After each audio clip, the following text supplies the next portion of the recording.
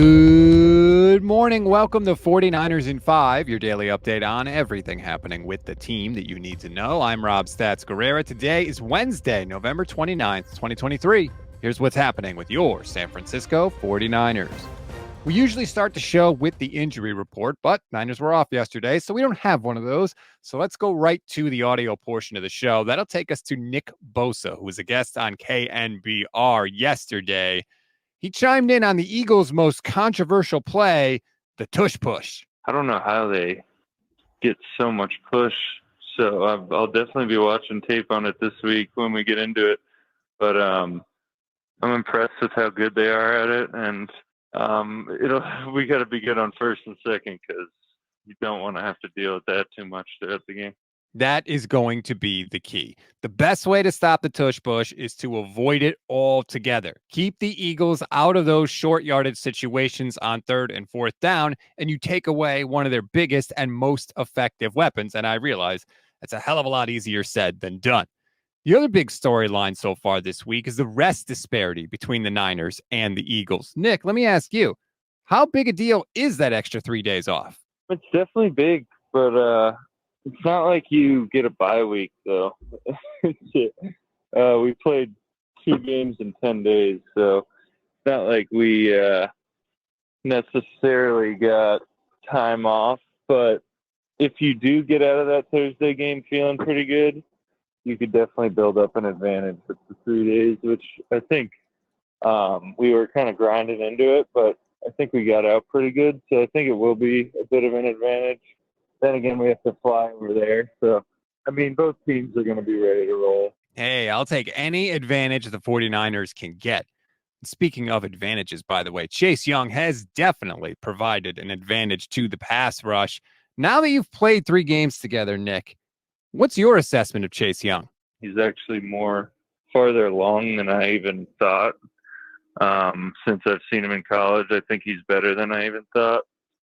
Just watching him on tape, I think he could be like one of the top elite pass rushers in the league, and he's starting to get the hang of the scheme. He needs a little time with that, but to go along with that, we got dudes all along the line and are starting to hit their stride. So it's a group effort. Young has coincided with a beautiful boost from the pass rush since the bye week, and from Nick Bosa, by the way, who has 5 sacks and 10 quarterback hits in the 3 games since Chase Young became a 49er. We always give you one thing to read, one thing to watch, and one thing you might have missed. One thing to read on this Wednesday. Matt Barrows has a really good mailbag column in The Athletic about a bunch of different topics, including how the Niners could be preparing for what might be a rainy game in Philadelphia on Sunday. One thing to watch. The Niners tweeted out a video of the best plays of November. I always love watching Niner highlights.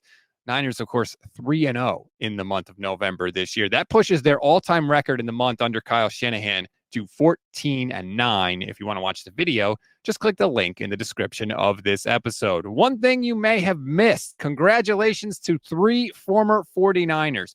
Patrick Willis, Ricky Waters, and Anquan Boldin are all among the 25 modern era semifinalists for the Pro Football Hall of Fame class in 2024. Not exactly new territory for them. This is the 5th time that Willis has made it this far, the 4th time Ricky Waters has made it this far, and the 3rd time that Anquan Boldin has gotten to the semifinal round. The list will eventually be pared down to 15 finalists, and the 2024 class will be announced in February before the Super Bowl. That's a wrap on today's 49ers in 5. Please rate, review, and follow the Gold Standard Podcast Network. Enjoy your Wednesday, everybody. Join us live. I will be live with Grant Cohn on the Gold Standard Network YouTube channel, Facebook page, and Twitch page. We are going to be live at noon Eastern. That is 9 a.m. Pacific time. Look at me. I can add. Imagine that. Please join us. Grant's been saying some crazy things on Twitter that I'm actually going to call him out on. So if you want to see, if you have a bone to pick with Grant Cohn, I should say, maybe you want to join us on this show. I'm Rob Stats Guerrera. We'll talk later today.